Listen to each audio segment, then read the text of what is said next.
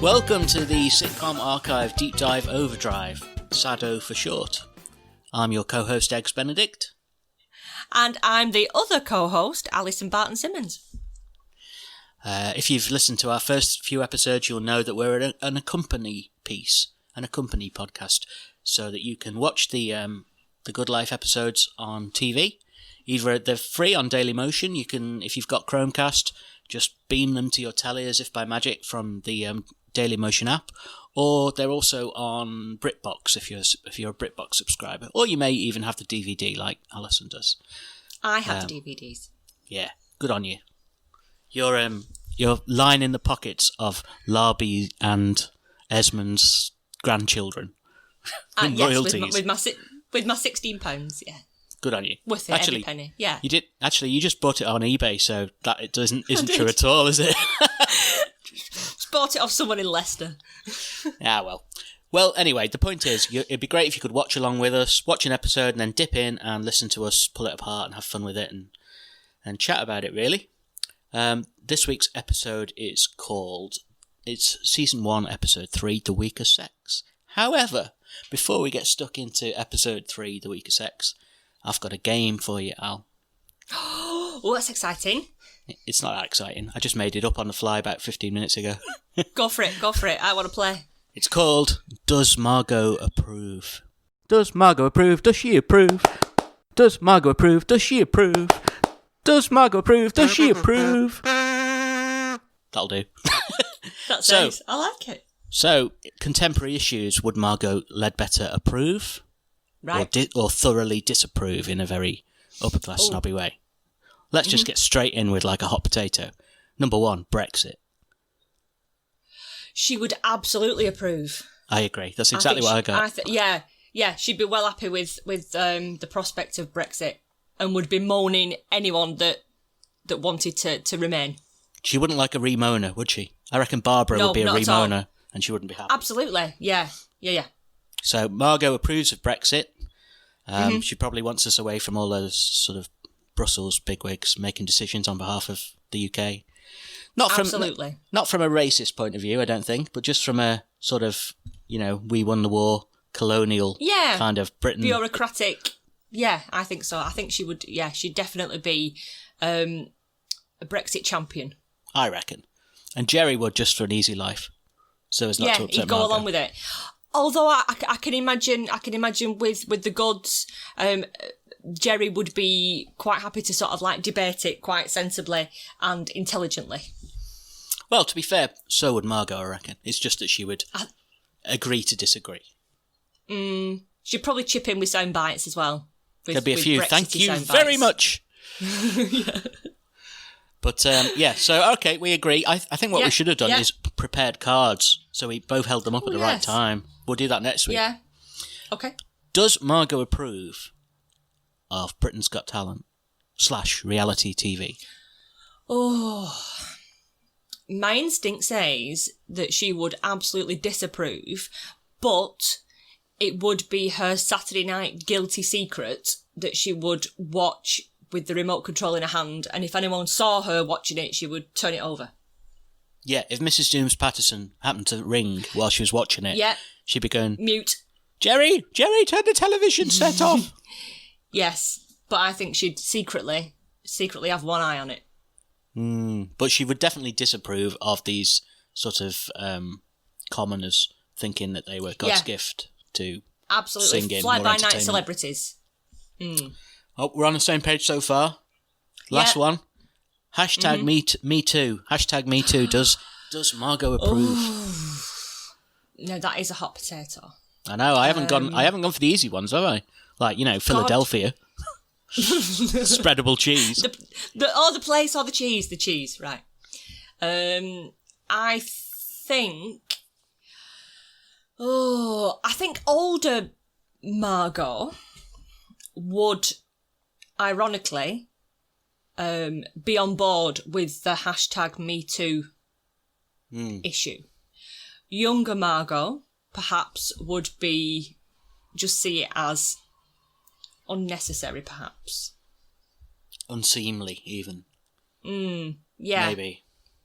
Yeah. It's easy to forget that they're only about 30. Although Tom and Jerry are clearly older than their wives. Barbara and Margo are only about 32, something like that. Yeah. Yeah, I think younger Margo would not see what the fuss was all about. Older Margo would perhaps get on board and perhaps be a bit more sympathetic and understanding. I reckon that the respective actresses would be totally, or probably are, because they're still going, of course. They're probably totally on board. I reckon both of them would have come across, like most women who've lived through that era would have their own stories of, not necessarily casting couch things, but misogyny and, tweaking of the bum cheeks and things like that. I don't know why I'm laughing, it's not funny. Being acceptable in the 70s and the 80s, perhaps not acceptable, but brushed under the carpet. And as time's gone on, I can imagine they have got tales to tell. We got total agreement in those three. I'm gonna go for things that are less obvious next week if I carry on this ill-fated segment of the podcast. I like this. This. I've got another game for you. Yes. I might throw that in next week instead. Okay. Did I tell you about my dad's? In our house growing up, I don't know if I've already told you this. In our house growing up, we always referred to Penelope Keith as Penelope Keith. No. Because when he was working in Liverpool, he got sent on a course down to Birmingham, and he had to stay in this sort of guest house while he was on this course. And the landlady of the guest house was had delusions of grandeur, and she was very she was trying to be a bit like Margo, really, a bit above her station. And one night on the course, because he was bored and he was in the town, he went to see a play and it had Penelope Keith in it. So when he came home late from this play, I had no idea what the play is. He got back to the B&B. Oh, it must have been breakfast the following morning. She said, "Oh, you came in late last night, Martin." He said, "Yeah, I was seeing a play." And she said, "Oh, anyone I know in it?" He said, "Yeah, Penelope Keith is in it." "Oh, I love Penelope Keith. She's fabulous." Oh, Penelope Makes Keith. So if I that accidentally... makes me feel a bit uncomfortable, that name, but yeah. Yeah, it's not right, is it, Penelope? But if I accidentally call her Penelope, it's because I did for years. That's why. Yeah. Anyway. Penelope. With that little side note into my childhood, let's get stuck into episode 3, The Weaker Sex. Yay! Good life, good life, good life, good life, good life. So episode 3, it opens with the Goods taking photos of their freshly sprouted pea. Their very first pea, which is poking through the soil. Yes. And they're very proud. And Jerry comes along. Taking a photograph, yeah. Yeah, Jerry comes along and starts taking the piss. He probably is pissed on gin, and he's come along. I was looking on tvtropes.com, and one of the tropes on there is the deadpan snarker. You know? Right. Which you see in a lot of sitcoms, and I thought that's very much what Jerry is, isn't it? He'll just make a little sort of sneery, but good natured, but it's definitely snarky. Yes. It is. I was the fact that he sort of like just turns up and they're both like so happy with their pee, and he's there with his sort of like judgy pointy finger, and it does make me wonder sometimes whether Jerry's just a bit jealous. Well, you would be, wouldn't you, if you were so under the thumb? Yeah. You know. And he's probably just come from kicking in some hooligans' heads in down at... So he turns up.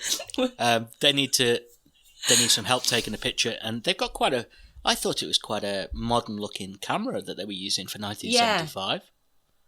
Did it have one of those things that you use to take the photograph, sort of like a wire that you press? But why didn't they just do it themselves then? Why were they messing about so much that Jerry then had to come and take the photograph? If they could have just held that wire and pressed the button. It's probably the technology was beyond Tom, I reckon. Oh, okay. Right. But, so Jerry gets on a selfie stick, takes a photo of them, with their proud with their pee, and then Tom tries to cajole Jerry into taking a look at the land that they've been tilling. Ultimately, though, Jerry sees exactly what's going to happen, and they'll end up having to do some work. Because that is exactly what happens all the way through the show, and he's wise to it even as early as this. He says, "No, I'm going home to continue my boozy afternoon." Yeah, put my feet up. Yeah, in his armchair, and he's in danger of sobering up for the first time in 15 years. So he's going home for a dry martini. He disappears, and then we see a rag and bone man. Oh, the rag and bone man. Any idea what he's shouting? Because I don't. In your love, babe! No, it was just nonsense.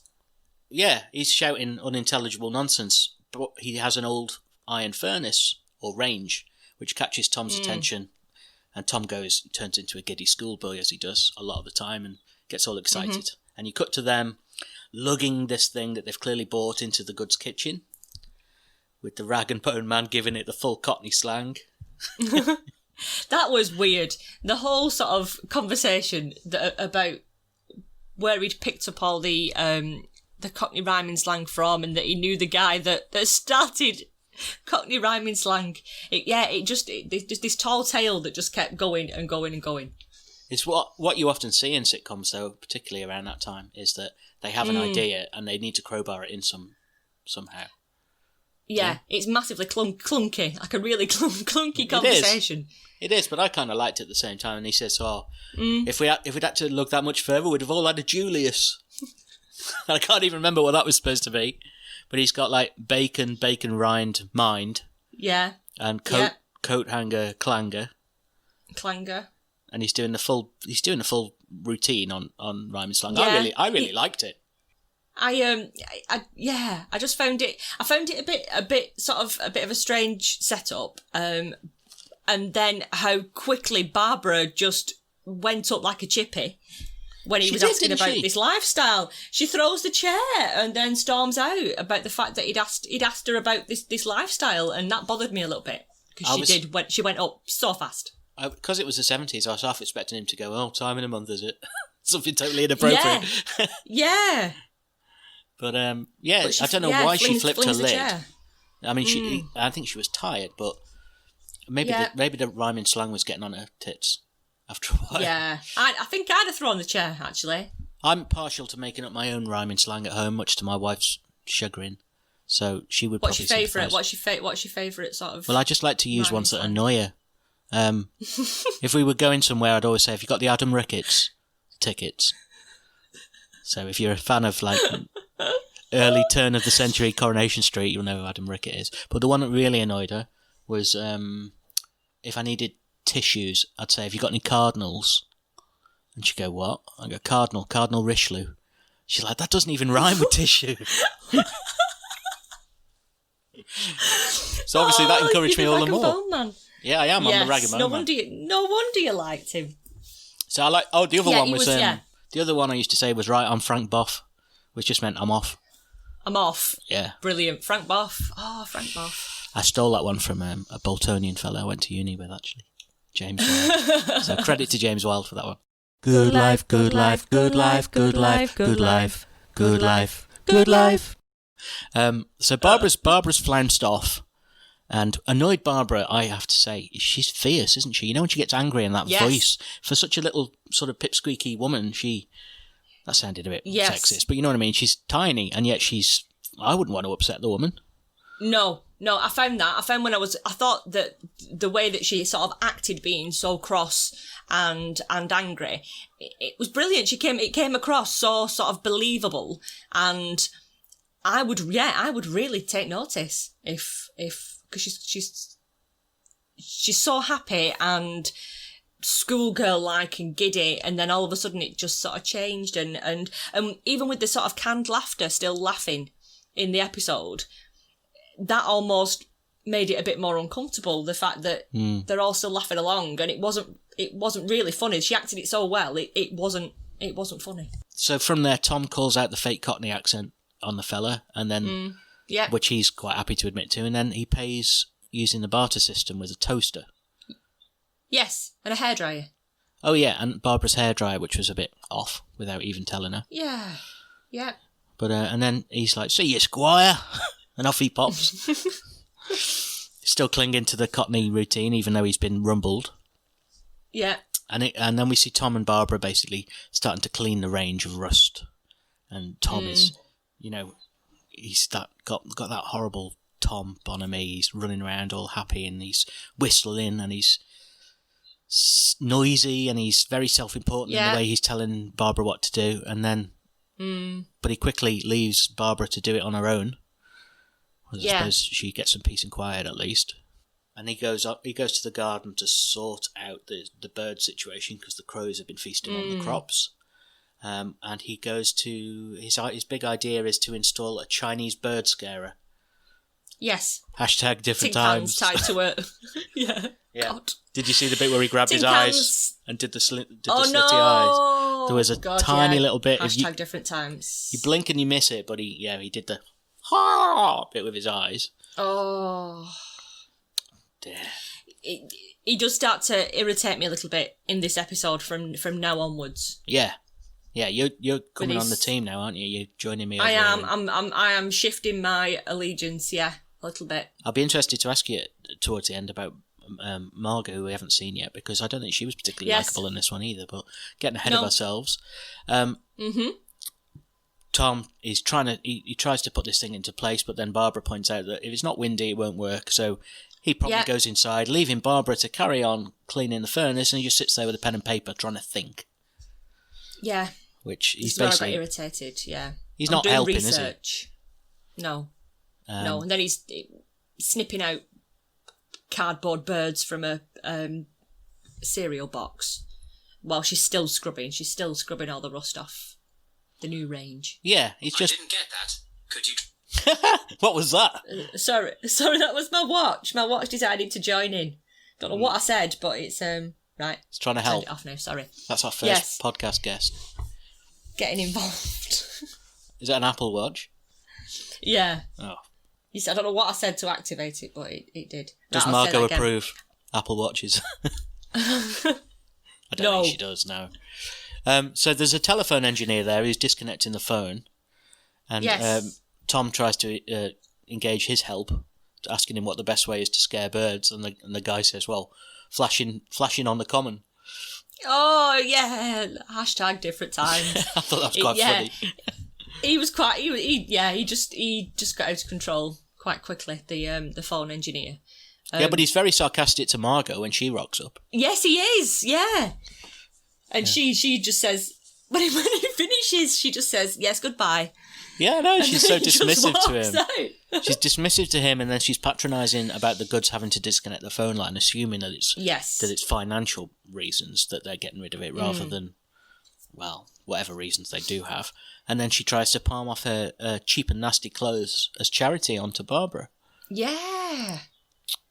And Barbara's a little bit indignant, but I don't think she's rude. She says, is there anything I could do for you? And Barbara says, I'd love some gruel. Yes. I've not eaten for 4 weeks.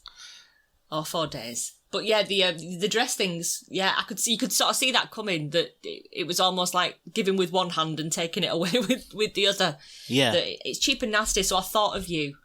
Yeah, it was a bit insulting. I think she did apologise for the way it sounded. But as she's leaving, Tom takes the dress from Margo on the sly, and Margo thinks that he's going to give it to Barbara, but he's clearly got an agenda of his own, which we see immediately because we cut to Margo, who's spraying her begonias or whatever she's got and singing some song that I don't recognise.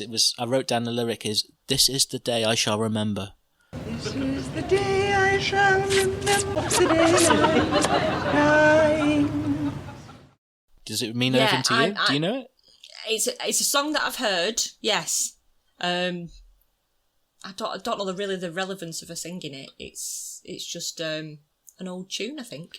Well, she potters around in that garden quite a lot, but the only thing she ever seems to do is spray things. Yeah. But presumably she doesn't want to get her hands dirty.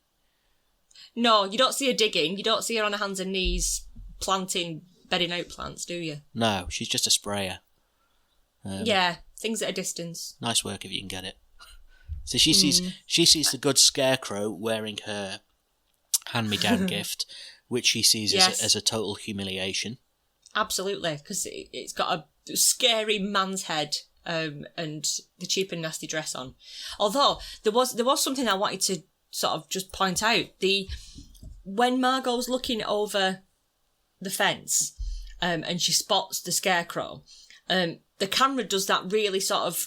As a kid, this is something that really used to spook me out, and it's when cameras zoom in really quickly. Yeah, that was popular, wasn't it, back then?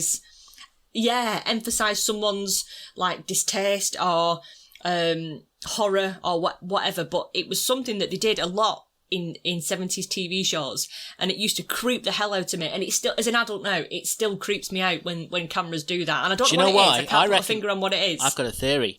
Maybe you can confirm or deny.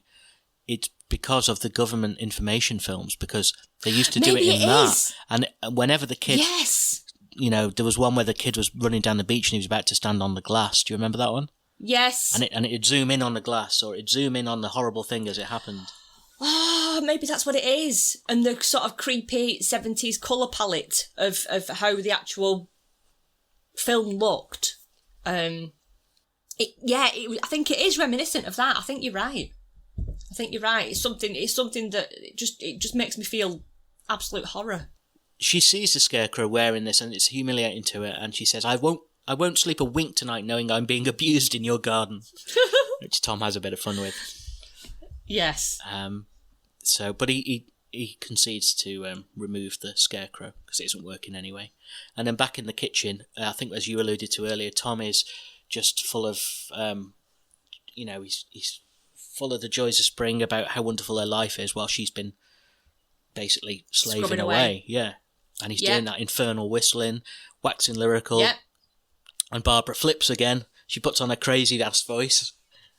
Yeah, she scared me because she meant it. You could tell by her face that she absolutely meant it. But Barbara's still not happy. She flips. And Tom doesn't like the fact that she said that he chirrups, but he definitely does chirrup. Oh God, yeah, the whistling is chirruping. So Barbara has a sulk off, as is her right, I think. And then we're in the Ledbetter's lounge where, unsurprisingly, can we guess what Jerry's doing? He's pouring out drinks. He's pouring himself a bevy. Margo's still moaning about the dress, even though Tom took it in. And then we see a sort of parallel row almost erupt between the Ledbetters about Margo's spending. Yes. And I think it's interesting that you said that you liked the row that was going on in the Goods house, because the Ledbetters row is... It's not only parallel to what's happening in the Goods kitchen, it's paradox as well, because the Goods row is sensible, whereas the Ledbetters row... And any row that Margo and Jerry have, actually, as this goes on, Margo is terrible for using logical fallacies and, putting up straw men arguments like, oh, so you're saying that you're married to a frump. And he wasn't saying that at all, as he points out. So Margo tends to do a lot of twisting of Jerry's words, and Jerry must be absolutely exasperated. That's not what I was saying. That's not what I said. And then the arguments just seem to go off at a tangent. They don't seem as based in reality as the Goods rows do. No, I agree with that completely. And of course, this is the row is briefly dissipates when Barbara turns up. She's absolutely filthy, and Margo puts some newspaper under her before she sits down. Puts the magazine on the seat. Yeah, she must have had a filthy arse. And tells Jerry not to look at the hole in her tights, and Jerry's being almost sort of like proper lascivious though, isn't he? He's like, oh, hello, Barbara. Yeah. Poor Barbara. Been scrubbing all day and then gets leched on by Jerry. He's still got his coat on in the house. I found that really strange. I was going to mention that in Al's fashion corner because he's so dapper in it. He's so dapper in that coat, but I think it's probably just on to make him look dapper. Do you think he puts it on over his pyjamas as well? Because he just doesn't seem to take it off at all. No, he's probably got it on over his Chelsea shirt. Sorry, I know I'm getting obsessed with that one. But Barbara is sort of quite calm when she comes in, but she's effectively gone around there to escape from Tom for a bit. And actually, I think it's the first time we see this sort of sexual tension between the couples, the way that Jerry is sort of leering at her. It's not particularly pleasant, but it's the first we see of there being sort of a bit of an attraction in between the marriages. Yes, yeah. So Barbara, she's clearly in a mood for a drink herself, and she wants 2 large dry martinis, which Jerry proceeds... but she gets... She gets 2 small martinis because Jerry's like, thinking on. He's like, I won't have enough for myself for later. So he pours a 2 small ones. Yeah. And Margot's still being very patronising. She says, something wrong, chez toi? To Barbara. Yeah. What does chez toi mean? I know toi is 3. Does that mean the house? Number 3. Do they live at number 3? Number 3? Oh, do you know what? I don't know. And she says, you wouldn't have silly little arguments, would you? And it's really condescending. Oh, she's poking the bear. She knows that there's been issues. And Barbara confesses that she's had an argument with Tom. And Jerry points out... He's just an armchair revolutionary, old Tom. You're the one who has to man the barricades. The other thing that Jerry says is that marriage must be a fair division of labour, which I thought was a great line because it sparks off the argument that was briefly on hiatus between Margo and Jerry again, and they kick off with each other and they're at it hammer and tongs, and Margo says, what's behind that poisonous outburst? Which is so melodramatic, isn't she? It is. I think it's the case that Margo is sort of being superior, isn't it? She's being superior about the fact that they've had an argument while swiftly covering up her own, but her own argument isn't finished yet, so it swiftly comes back to light. And she says, "Thank you for embarrassing me in front of guests." I felt like the goods argument was based in something that was happening and it could be sorted and talked about and dealt with, whereas, let's face it, the Ledbetter's argument is just going to be one continuous argument forever because nothing's going to change, and that is them as a couple. Those arguments are still going to rear their head constantly. And I think there's throughout their relationship. There's 2 things there. They both enjoy the ebb and flow of those arguments. I think you can tell that they actually enjoy the sparring. But I think the other thing is that the juxtaposition of the Ledbetter's argument makes Barbara realise that she'd rather be at home having her own quarrel with Tom than be living their lives. You know? Absolutely. And that's I think, with a facade. Yeah, I mean it is. The Ledbetter's facade of everything being all right is quite false and fake, whereas the goods feels more based in reality. It's an authentic disagreement about real things rather than bullshit, and I think that's the subtext. Yes. So so when Barbara gets home, Tom has pulled his finger out and he's done all the hard work, and the furnace is ready. And he's basically redeemed himself again, although he is still whistling. Absolutely, whistling like a bellend, but we'll let that one go. He's basically redeemed himself, and I think that's another trope that you see a lot. Somebody who gets himself into the shit with their relationship and then puts it right, and it puts a nice he did the right thing. Yeah, he did. Yeah, and then inexplicably we get the rag and bone man turn up again in a in a suit. Yeah, in a brand new whistle and flute. And he's like, "Evening, Squire." Oh, and on his way to his Spanish lesson. Yeah, he's going to he's evening got a villa. class. He's got a villa in Spain. I quite like that though, because it's like he is an entrepreneur, much like Tom, really. Yeah, but probably with a better scale of success than Tom. Although it's early in Tom's endeavours at this point, but he's basically played the part of the rag and bone man and built himself enough money to earn a villa in Spain. So good on him. A villa in Spain. Why absolutely. he feels the need to get dressed up like a dog's dinner to go to evening class, maybe that's something. It's a bit like in the 70s, if you wanted a mortgage, you'd have to put on your best suit. And yes. I don't know. I think it is just of the time that's just what you did, I suppose. It must be. But it just seems mad to me. Yeah. I've done evening classes. Yeah. I just turn up like a tramp like I normally do. You wouldn't have gone in your rag and bone man suit though, would you? I might have done. During lockdown, I didn't have any of those masks. But I did have a scary nun mask. So I went to the shops, and I just stood in the queue 2 meters apart from everyone wearing a scary nun mask instead of a COVID mask. And all the New Zealanders were just sort of walking past me, and they'd look at me and go, "Oh yeah, there's a scary nun." And just carry. Nobody even blinked. Nobody bothered. No. Oh, I love it. I was a bit disappointed. I wanted to cause a major incident, but never mind. They were probably all wrapped up in the seriousness of the situation and thinking, "What is that bellend doing in a scary nun mask?" Look at that. Oh. So brilliant.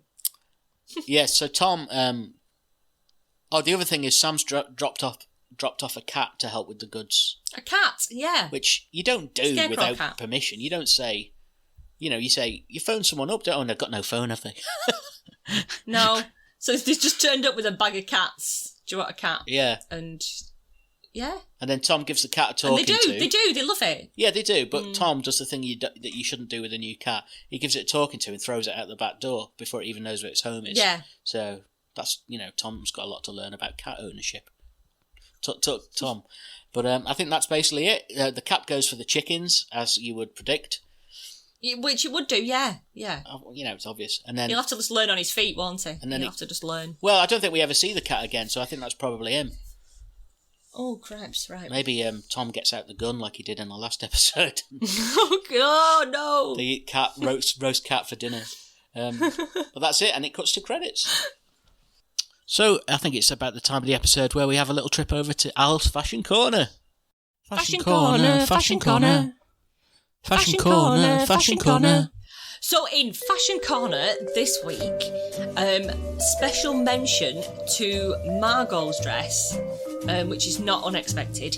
It's like a navy, pink, orange and green number that she seems to sort of save these dresses for the occasions where she's just sat about drinking in the afternoon. But it's a beautiful, long-sleeved maxi dress, which has, and I know I say this quite often, but I would love that dress now. I would love to wear that dress. And I think I mentioned earlier about Jerry and his leather jacket. That he never seems to take off. He's wearing it constantly throughout this episode, whether he's coming home from work or he's just hanging about in the house. He's got it's sort of like a kind of sharp collared, tan coloured leather jacket, and I love it. Again, I would love to see somebody wearing that now. The Scarecrow in Margot's hand-me-down dress looked stunning, not cheap and nasty. With the mask just offsets it perfectly. I think it's a fantastic combination, and we do get a peek into sort of the life of Barbara and Tom through Barbara's skirt in this episode. She's wearing like a patchwork put together skirt, which I don't know whether that's something that she'd had prior to sort of starting this lifestyle, but it's like all bits of fabric sewn together, which is like an iconic self-sufficiency piece of fashion, I would say. She was even wearing that but skirt. It looks great. She was even wearing a skirt right at the beginning when she was in the garden with a pea. Yes. Which I thought was a bit impractical, but whatever. But maybe she sees it as this is like her workwear, because she's sort of combined any bits of things that they were going to get rid of, and she's combined it into a skirt. And to me, that says I'm sold on this lifestyle. This is what I'm going to do. I won't buy anything new. I'm just going to cobble clothes together from now on.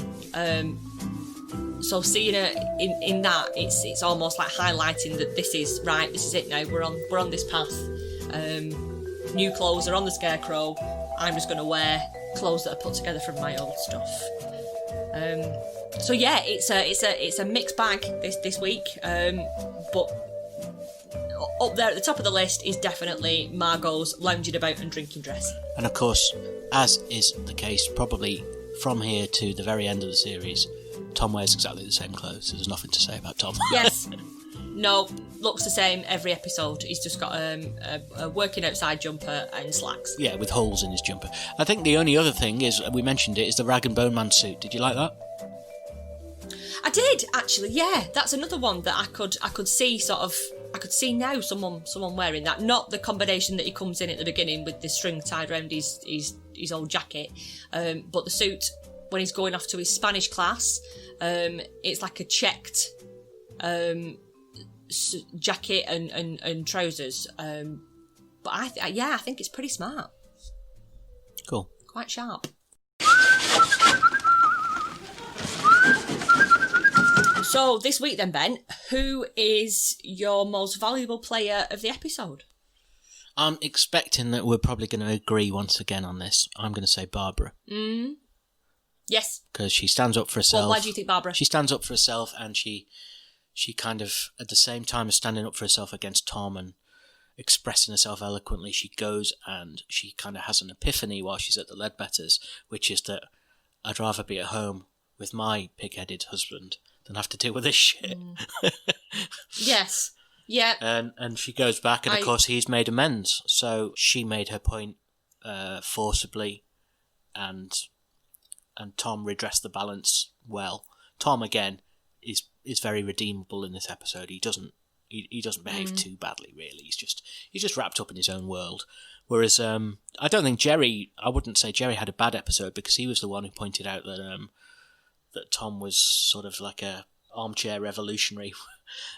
Margo was probably the least likeable character, but for me, Barbara definitely was the MVP. Yeah, Barbara for me too.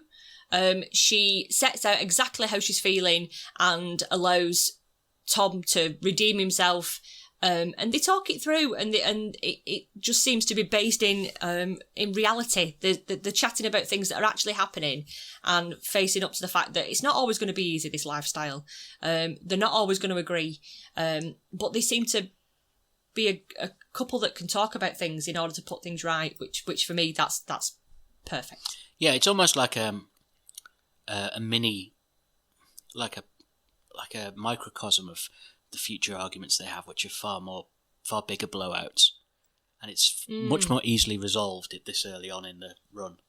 There's going to be some big blowouts between them in the future, which Tom's behaviour is going to be a lot worse, I think, and that's when I'll get stuck into the prick. Hells bells.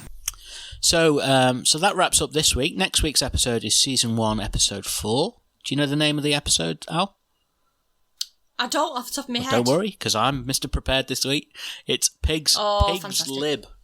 This is the one where they get Pinky and Perky, isn't it, for the first time? And I think Barbara throws a wobbler because pigs, basically. She doesn't want pigs in the neighbourhood. Why would you not? Yeah. So if you're following along with us and you want to get in touch, you can do so across all sorts of social media platforms. We are at SADDO Podcast on Twitter and Instagram. On Facebook, you can find us by searching for SADDO Podcast. We also have a website, www.saddo.club, where you can get more information or listen to episodes. Email us at saddopodcast@gmail.com. And if you subscribe and leave us a review on iTunes or wherever you get your podcast, that would be fab. Thanks for listening. Just a quick thank you to my friend Anya Wilhelma for her fabulous artwork, because I don't think we've given her a shout out yet, but she did our logo and the caricatures of Tom and Barbara, which I think look ace. So thank you, Anya. They do, they are lovely. And we'll see you next week. Yeah, thanks a lot, guys. See you, Squire.